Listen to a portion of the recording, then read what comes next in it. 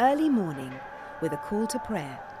Rene is about to meet the 6th generation of Gaziantep's oldest family of baklava makers, the Güllüoğlu'nus.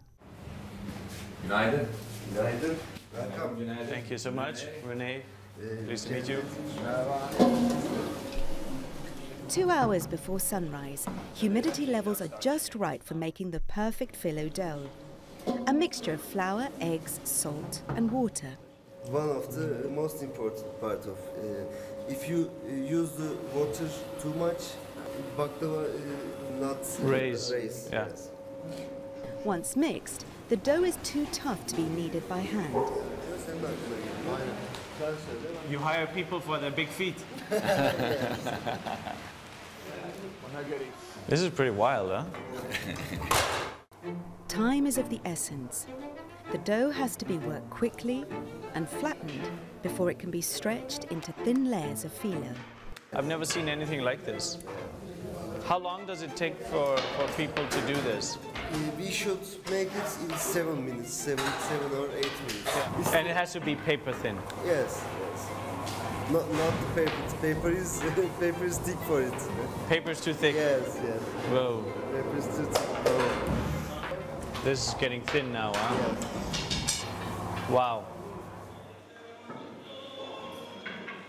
The Güllüoğlu'nus use a recipe that is nearly 150 years old and brings years of experience to mastering the intricate process. And as you see, everything is hand. I mean, there's no real recipes. So I find that very fascinating and also very troubling in the sense that I would like to do it at the restaurant.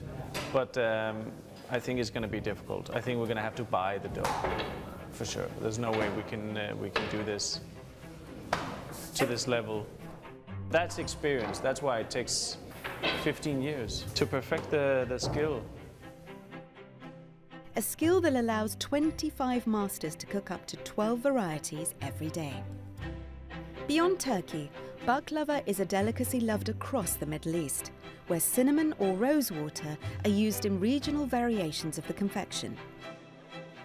In Gaziantep, layers of phyllo are filled with a creamy mixture of goat's milk and semolina, and colourful handfuls of early harvest pistachios. Which is the best? It's very green, huh? Yes.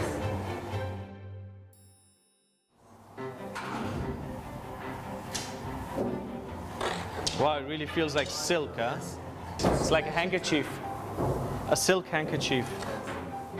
Between 35 and 40 sheets of phyllo are used in the classic baklava. Yeah. Is that for me? Which is cut into diamond shapes and finished off with a generous serving of the all-important sheep butter. And it's ready for cooking. Ready for cooking? For the oven. The baklava will cook in a wood-fired oven for about 40 minutes.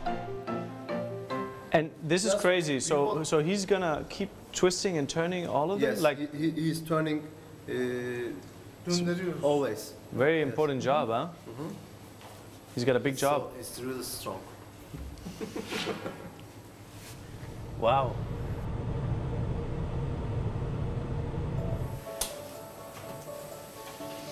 So this is the one, huh? Yeah, Where did all the butter go? It sucked in everything, Yes. huh? But it's 45 minutes and then afterwards it's also cooking from the bottom like this now. Bottom, yes. Okay, special moment. And now for the sugar. The bubbling of the syrup is locally known as the dancing of the baklava. Special moment. Yeah. Because it looks wild, you know? I mean, first completely soaked in butter, sheep's butter, and now completely soaked in sugar. Yes. Nice. Good job, lads.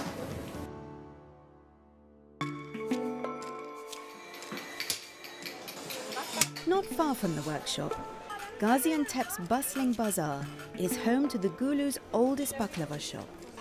Here, the chefs learn the secret to enjoying the local delicacy. Bottom side of baklava should come top of your mouth. Bottom side top. Because you can feel the sweet taste with bottom side of your mouth. It is beautiful, huh? this is good baklava. Thank you.